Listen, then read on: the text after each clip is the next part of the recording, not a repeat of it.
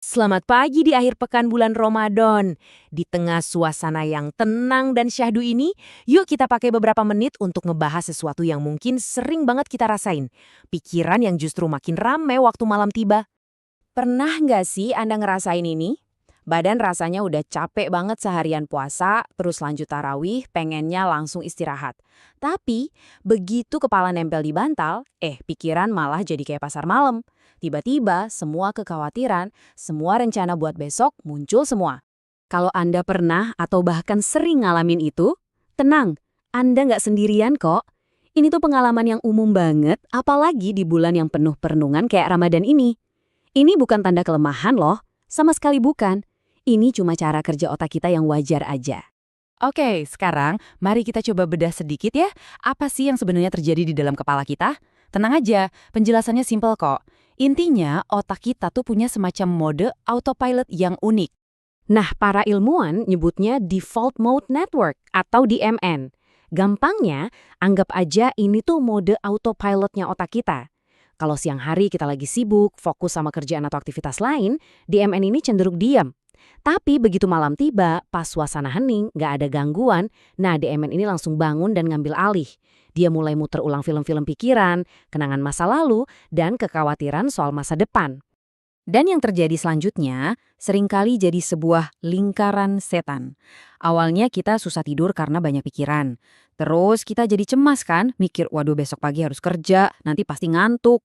Rasa cemas ini justru bikin otak kita makin waspada, makin siaga, dan ujung-ujungnya ya kita jadi makin susah tidur, terus saja muter di situ.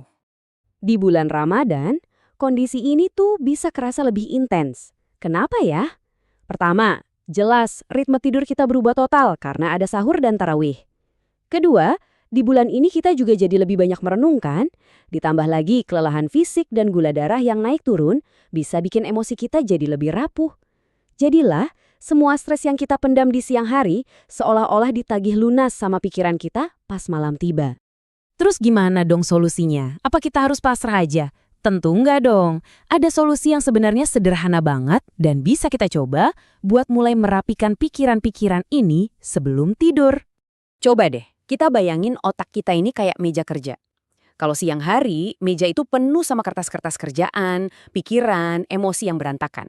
Tapi kita nggak sadar, karena ketutup sama kesibukan lain. Nah, pas malam, baru deh semua berantakannya itu kelihatan jelas.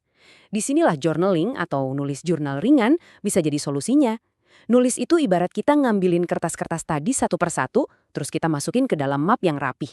Intinya tuh gini, dengan menuliskannya, kita seolah-olah ngasih sinyal ke otak bahwa beban pikiran itu udah diamankan. Otak jadi ngerasa nggak perlu lagi mikirin itu terus-terusan, karena udah kita tuang di tempat lain. Beban di kepala rasanya kayak udah selesai, paling nggak untuk malam itu. Yuk, kita langsung masuk ke bagian praktisnya. Ini adalah sebuah ritual sederhana, cuma butuh waktu sekitar 15 menit aja, yang bisa Anda lakukan setelah tarawih atau sebelum naik ke kasur. Pertama, kita lakuin dulu proses pendinginan atau wind down selama 5 menit. Coba redupkan lampu kamar Anda, terus yang penting banget nih, jauhin ponsel. Taruh aja di meja yang agak jauh. Setelah itu, coba deh lakukan pernapasan perut yang lambat. Tarik napas pelan selama 4 hitungan, tahan sebentar 4 hitungan, lalu hembuskan jauh lebih perlahan selama 6 hitungan. Ulangi beberapa kali. Sambil melakukan ini, Anda juga bisa mengiringinya dengan zikir pendek yang menenangkan hati. Selanjutnya, ambil buku dan pulpen. Kita akan coba nulis jurnal ringan selama 5-10 menit aja. Nggak usah lama-lama kok, yang penting itu konsisten. Biar nggak bingung mau nulis apa, kita bisa pakai pola 3 kolom ini. Di kolom pertama kita sebut aja brain dump. Di sini tulis aja semua yang ada di kepala tanpa disensor. Misalnya, besok ada presentasi penting, aku takut banget berantakan. Tulis aja. Di kolom kedua kita beri labelin aksi. Nah, untuk pikiran tadi kita bisa kasih label cemas. Dan aksinya, oke, aku akan review materi 10 menit setelah sahur. Ini ngasih kepastian ke otak. Terakhir, di kolom ketiga, tulis 3 hal yang Anda syukuri hari ini, sekecil apapun itu dan tutup dengan doa. Nah, gimana kalau udah ngelakuin itu semua, udah di kasur, pikiran masih aja rame? Ada 2 teknik simple. Pertama, thought blocking. Caranya, ulangi 1 kalimat zikir atau doa pendek terus-menerus di dalam hati. Misalnya, ya salam, ya latif. Ini bisa memblokir pikiran lain masuk. Atau coba cognitive shuffling, ini agak unik. Bayangkan aja objek-objek acak yang nggak nyambung. kue, terus sepeda, terus awan, buku, dan seterusnya. Ini bakal mengacaukan pola pikir otak yang analitis dan membantunya beralih ke mode tidur. Ritual sederhana ini bisa ngebantu banget kok. Tapi penting juga untuk kita ngenalin kapan kita mungkin butuh bantuan yang lebih.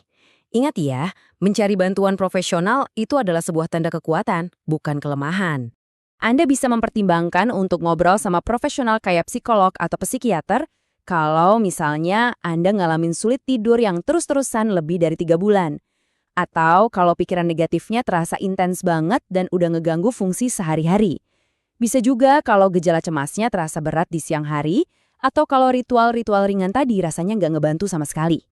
Jadi, setelah kita bahas bareng-bareng, coba deh tanyakan ke diri Anda sendiri, langkah kecil apa ya yang bakal aku coba malam ini untuk sedikit merapikan pikiran dan ngasih diri sendiri istirahat yang layak?